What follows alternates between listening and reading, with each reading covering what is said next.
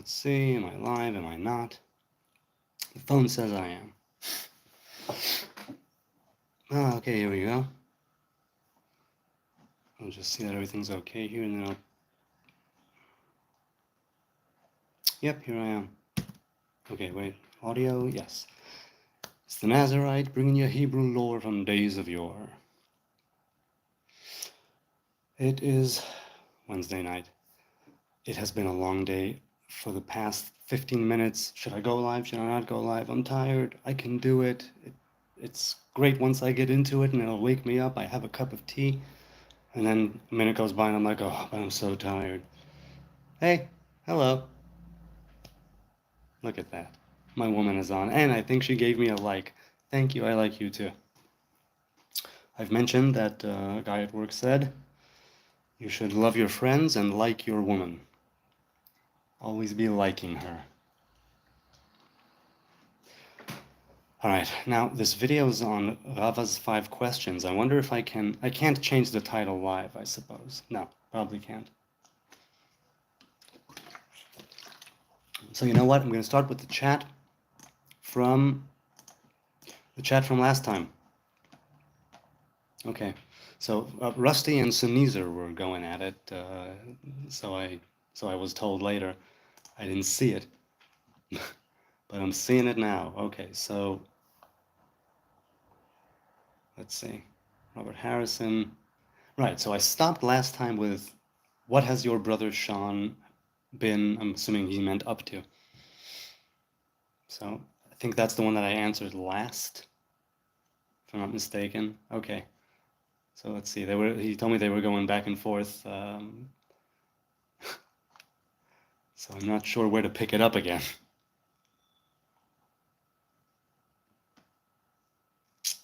Okay. Oh, I see Seek Truth was here at the time. That's nice. Okay, Ziad. Ziad, wait a minute. There was something before that. Ziad said to Butterkin 3000, Israel and India, I mean, I may have interjected myself here in the middle of whatever, but he said, Israel and India both have the same ideology. Both want to stole land. Israel wants Gaza and India wants Kashmir. Well, I don't know enough about the India-Pakistan thing. And again, as for stolen land, how and when was it stolen, if it was indeed stolen before 1948? Everything before that was legally taken care of. And after the war, which the Arab nations began, sure, property is lost and territory is lost. And Israel has repeatedly given land for peace. Okay. He said, you want to live in peace? Let the children live in peace. I agree. I would love to live in peace with my neighbors from all sides of all the borders. That would be kind of nice, if that would happen. Okay, he said, Rusty told him it is ironic coming from the guy screaming Free Pakistan. He continues and he tells them the UK has seen enough of how you Muslims care for children. We won't tolerate it much longer. Well, I mean, again, my growing up here in the Middle East and my views being warped by war and tragedy. I'm still not a fan of absolute, statements. I'm not a fan of tarring people with the same brush. I don't know how Muslims care for children in the sense that what they were talking about. I have the idea, maybe misguided, that there is, after all, the innocent, peace-loving family man on all these borders around Israel, and they are the masses. They're not the masses. Far be it from me to know. There's a hope. There's a fool's hope for peace in this area, and I'm carrying that fool's hope no matter what. Ziad said to Rusty, yes, because these Zionists support India and their evil plans. So what, they're in cahoots, giving each other ideas and tips on how to get it done? I'm not sure. I'm not sure what it is you mean, or what it is you meant, right? I'm reading the chat from the beginning of the week. Pretty sure Russia is happy with their territory too, said Sneezer. See, again, this is all like chess, and I'm more of a backgammon person. it's difficult for me to see big pictures such as this, and it's difficult to conceptualize all these superpowers or all these powers fighting and everything behind the scenes and things I know very little about, evil plans, right? Things I know very little about. And people are so sure. They say it with great conviction, and I'm curious. I wonder, how did they arrive at this great conviction?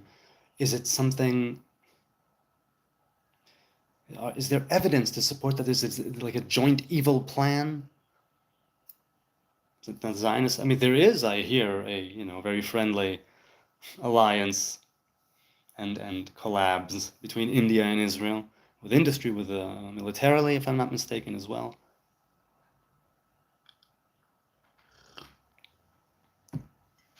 But I don't know enough about that. Ugh, what's going on? May war and bloodshed be lifted out of creation, even right now at this very moment as I speak. Aye. Okay. Ziad said, I'm for peace, for everyone, but they're not. But they're not. So many innocent been killed by the IDF. Innocent. I don't believe the numbers that Hamas is providing, obviously. And yes, there are innocent people. It's war. And Hamas are using them as human shields. And the IDF does their utmost. Many people who are much more knowledgeable than me say more than any other country has ever done to give people the opportunity to get out. People are killed on both sides all the time, and it's horrible, and it's the nature of war. Really horrible. Sneezer says, turning over, is he a pancake or what? Well, I guess I missed something earlier in the chat. Sneezer says, Jesus got the last laugh over Rome. Don't worry about it. Well, I guess at the time I was talking about Rome. Jesus got the last laugh over Rome? Right, what's later converted to Christianity. Forget this chat, bro, said Rusty. It's just Sneezer trying to lord it over all. Well, I gotta speak to Sneezer's credit. He speaks of understanding and of misunderstanding. And if there is a connection that you made, if there's an understanding that you've arrived at, and through suffering and through struggle, you would want to, almost obnoxiously, perhaps, you'd want to help other people to understand. And not in a holier-than-thou sense, but in the sense of showing them there's a lot of misunderstanding, and understanding is better than misunderstanding. That's what Sneezer is going with. That's his, dare I say, that's his thesis. Very, very, the abbreviated, right? That's all that it's about. Or at least that's what I've gathered from things that he's written. To lord it over all, I don't know. It seems you were going back and forth there, and I skipped through it because you told me to skip through it in the previous comment. Okay, let's see. Nokulonga Shannon said hi. Hello, Nokulonga Shannon. How you doing? So, this stream is going to be, you know what, another comment or two? I'm not sure. No? Okay. No need for that. Let's go with what I originally wanted to talk about when I hit the go live button. Rava's 5 questions. In the Talmud, there's a passage, and I'm reading from Sepharia. The title is The 5 Questions You Are Asked in Heaven. So, right, it's from the Babylonian Talmud, Masechet Shabbat. And there's a verse there that's brought up in the context of the debate, the back and forth, arriving at the halacha. And Rava says that there are 5 questions that you are asked when you are brought in for judgment. The 5 questions are: did you conduct business faithfully? The second one is, did you designate time for Torah study? The third is, did you engage in procreation? The fourth is, did you await salvation? The fifth is, did you engage in wisdom and understand one matter from another? Okay. These 5 questions, I only remembered 3 out of the 5 offhand. And I've been feeling like I've been learning less Torah of late on the weekdays. And even though I can excuse it with, yeah, newborn, still. There are times when there's still, let's put it this way. There are times when I don't open up the Torah on the dining table. And so it got me thinking about that. And I comforted myself with, yeah. You haven't been able to do it recently on the weekday, but you do set aside time for Torah. And I said, oh, you know what? I'll talk about those questions. Offhand, I remembered 3, which were did you conduct business faithfully? Did you set aside time for Torah? And did you engage in procreation? And did you await salvation? The procreation and the wisdom of understanding one thing from another that I forgot. And so these are 5 questions which, according to Rava, you are asked when you're brought in judgment. Now this, if you subscribe to the idea that there is a kind of judgment on an individual level, where, as Bill Burr would say, you pop in the DVD of your life, and it's like, well, what do you think? I don't know about that, what did you do over there? It's like others say there's no such thing. Still, it's a way to see a possible future, though it's not a place in the temporal realm. And remedy and fix and adorn yourself with good ideas and good deeds and good behavior here in this world. So the 5 questions, it starts off with Nasata v'natata be'emunah, did you conduct business faithfully? Because the Torah, after all, right, written by men, for men, right, divinely inspired, written by Moses. And the first one, according to Rava, is, did you conduct yourself faithfully in business? The give and take, the here and there, the bartering and the wheeling and dealing. Did you do it faithfully? Did you do it with the, were you virtuous about it, let's say, and put things on the table and not be shifty and not be devious and not be like Machiavellian and try to manipulate people with words? No, you were pretty, you were open and honest with your dealings with your fellow man, with your fellow humans. That is... I love it. I love it that that's the first one.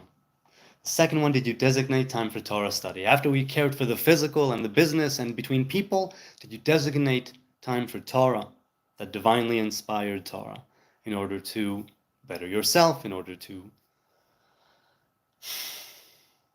make a connection beyond the business of the physical realm, right? Spirituality.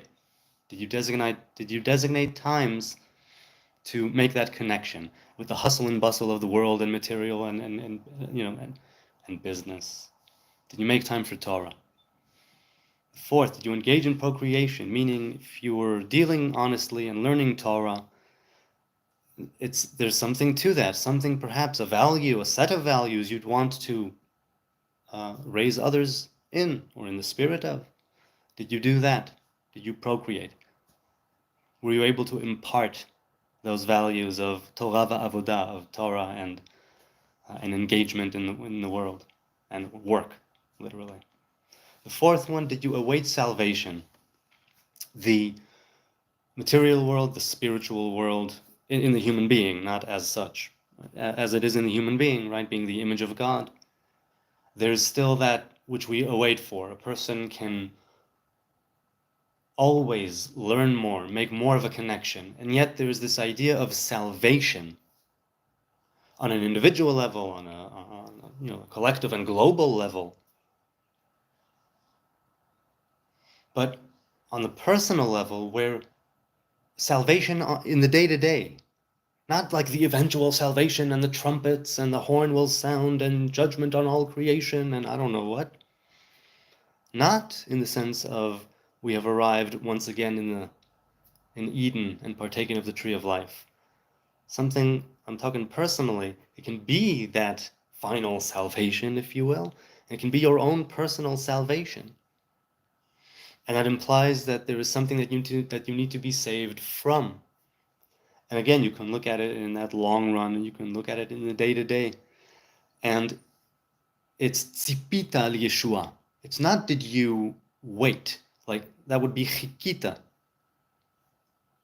Tzipita means more of not awaiting. I would translate it not that you await salvation, but tzipita comes from the root tzadik pei, which is tzofe, to see. It has to do with sight.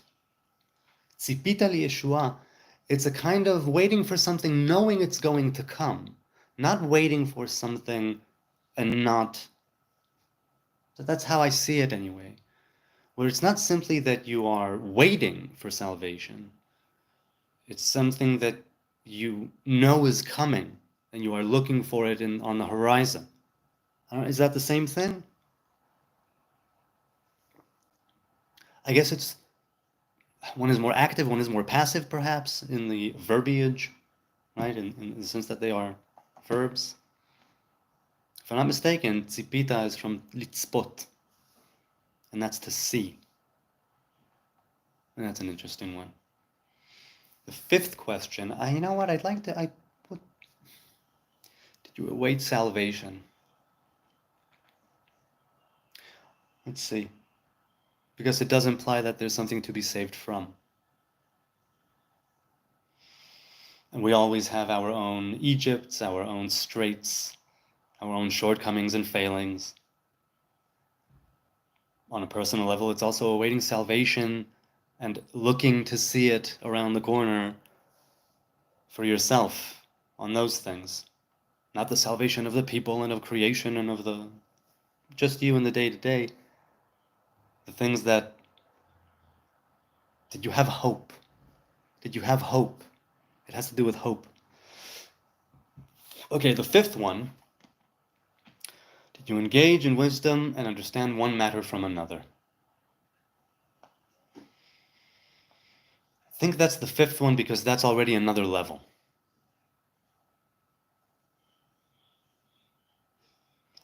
It's another level in the sense of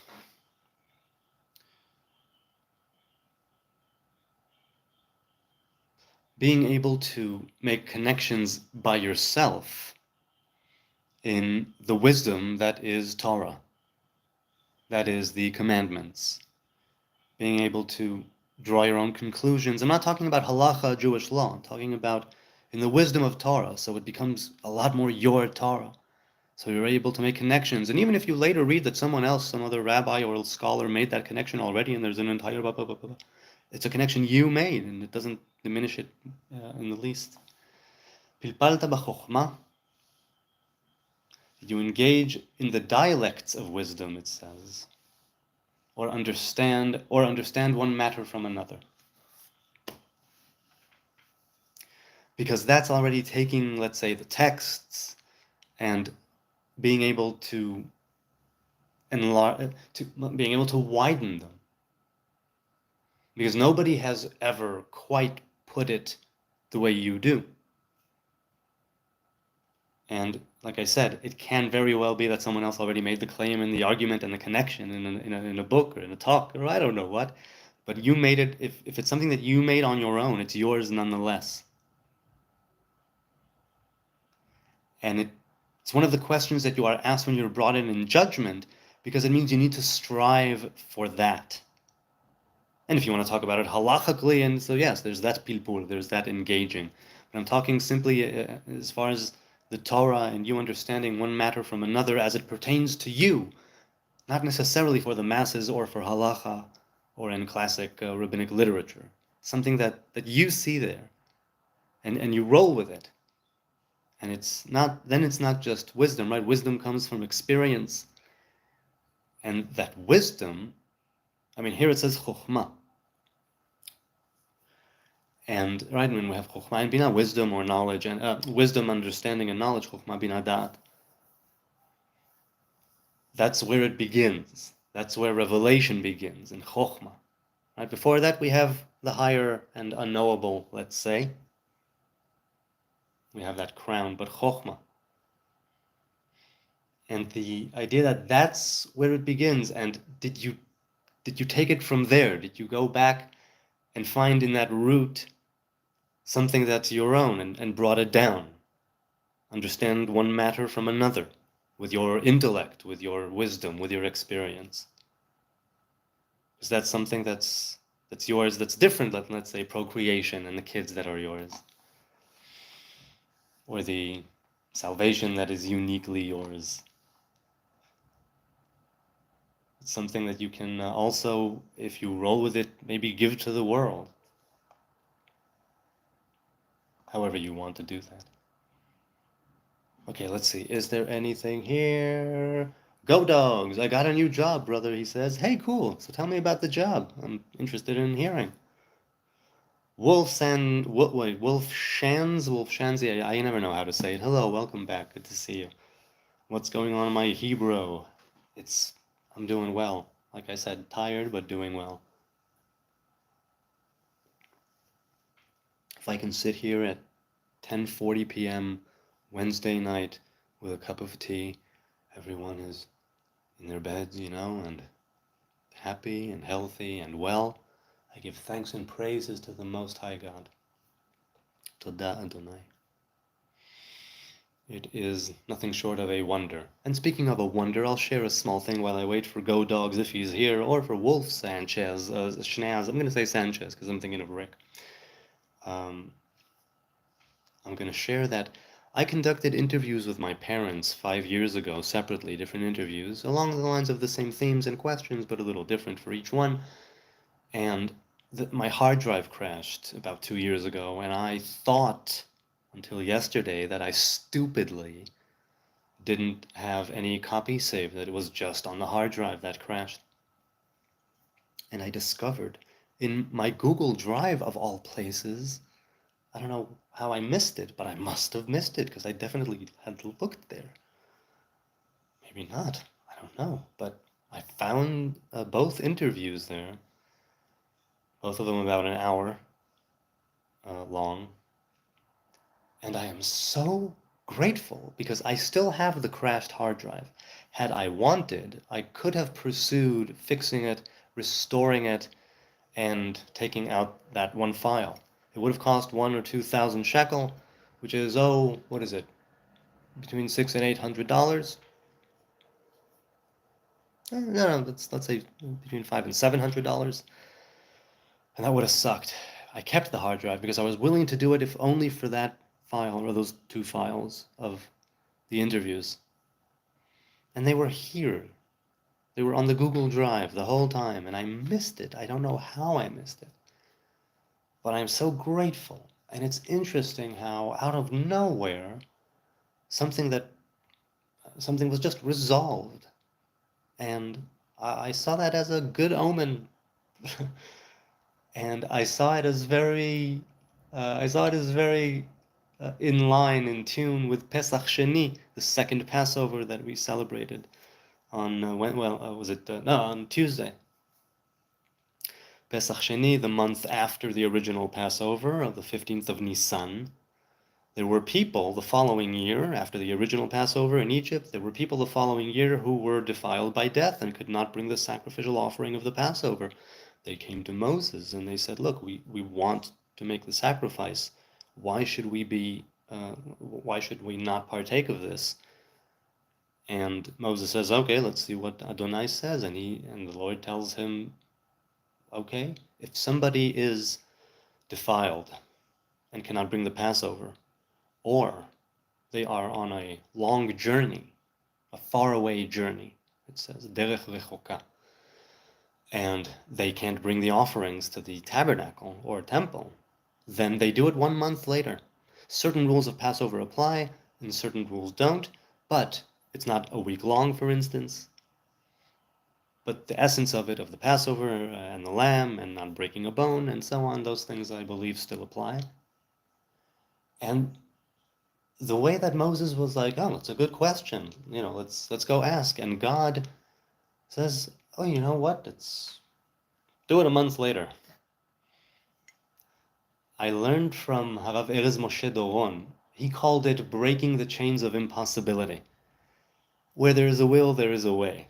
In other words, where if there was a sincere wanting, a sincere desire on the part of those who were defiled to bring the sacrificial offering. And so because they were sincere and they were honest and they wanted to bring it and they couldn't because of a right ritual uncleanliness, God says, do it 1 month later. It's a holiday that's all about second chances. And it's so lovely. The idea that that coincides, I see it as a good omen. Well, anyway, yes, let's leave it at that. Of course, I understand if you want to see something, you'll see it anywhere. But it was something that I really wanted to have that interview again. I wanted to hear it again before I was in the grave. It was important. I've made several copies and emailed them, and I don't know what.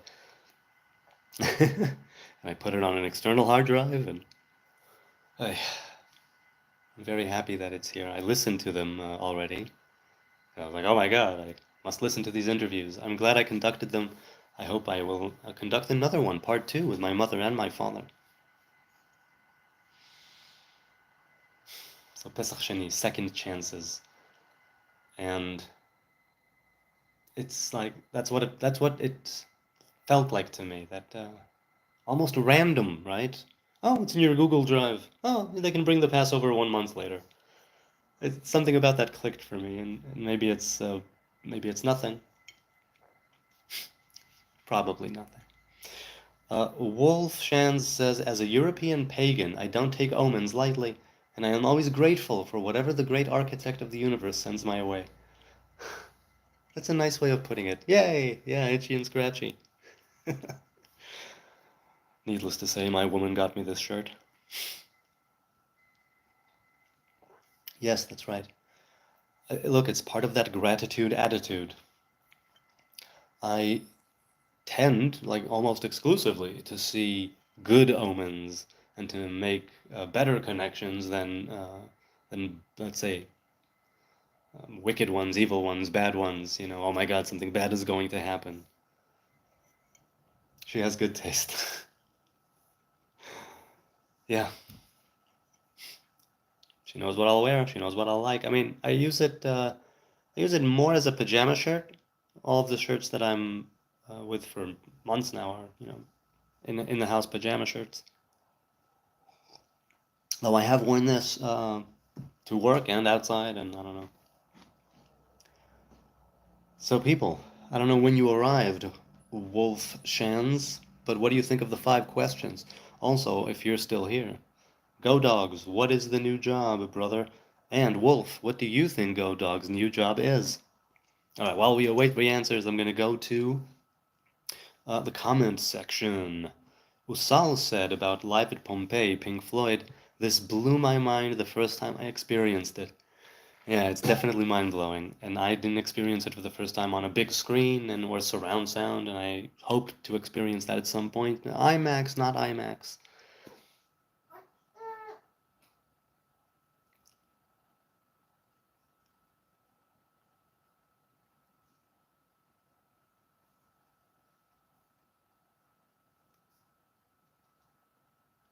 Do I stay or do I go now? Not sure what to do.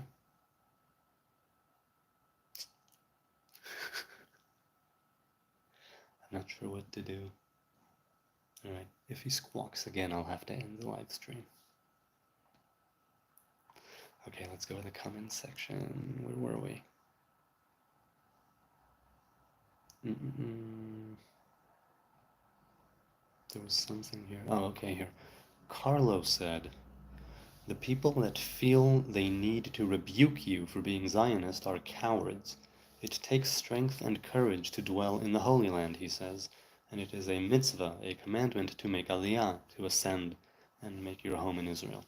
These folks are too lazy to put in the effort to live in Eretz Yisrael, he says. Well, that's one take. I know that I'm not calling them, I don't know if they're cowards. I do agree it takes some strength and courage, or some would say folly, to dwell in the Holy Land. It is a mitzvah to make aliyah, and some can make the counter argument that you're going against God's will because no Messiah has arrived yet, and we didn't get a clear-cut sign according to those people.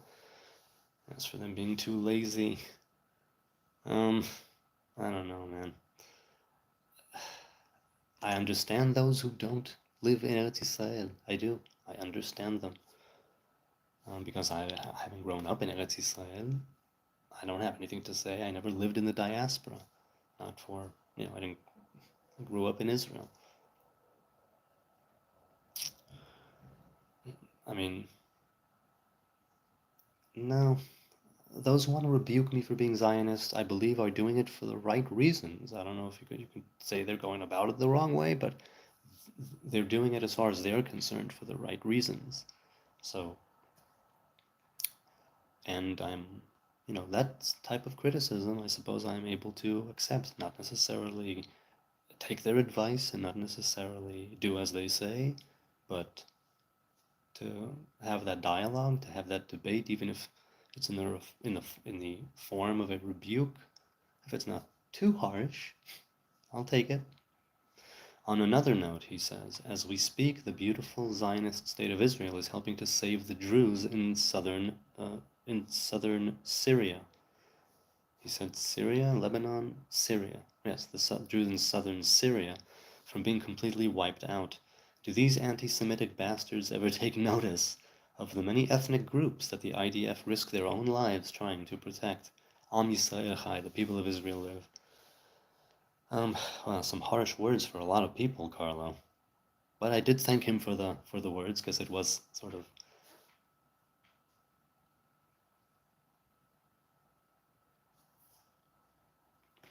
I think I'm gonna have to go. I will go. A half hour, short and sweet. I'll see you in the next stream.